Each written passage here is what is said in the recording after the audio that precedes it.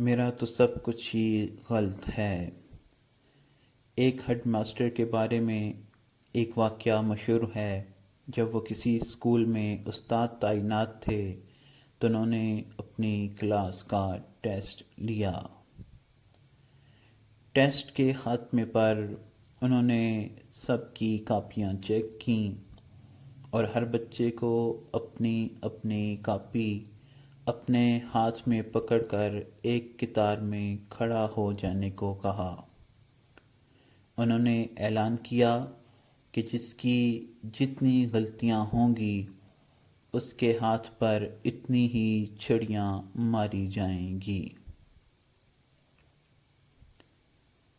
اگرچہ وہ نرم دل ہونے کے باعث بہت ہی آہستگی سے بچوں کو چھڑی کی سزا دیتے تھے تاکہ ایذا کی بجائے صرف نصیحت ہو، مگر سزا کا خوف اپنی جگہ تھا۔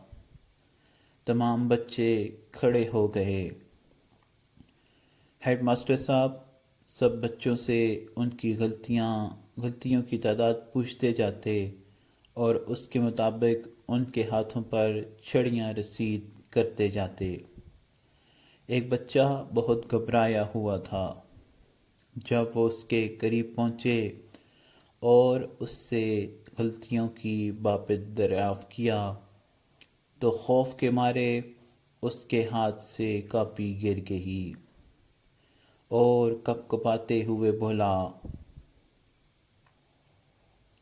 جی مجھے معاف کر دیں، میرا تو سب کچھ ہی غلط ہے۔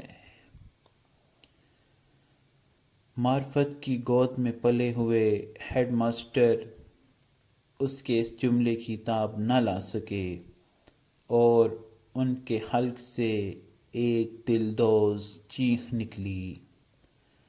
ہاتھ سے چھڑی پھینک کر زاروں کے تار رونے لگے اور بار بار یہ جملہ دہراتے، میرے اللہ مجھے معاف کر دینا، میرا تو سب کچھ ہی غلط ہے۔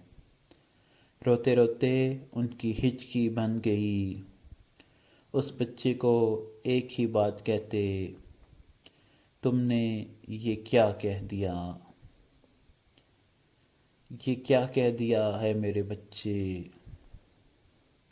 میرے اللہ مجھے معاف کر دینا، میرا تو سب کچھ ہی غلط ہے۔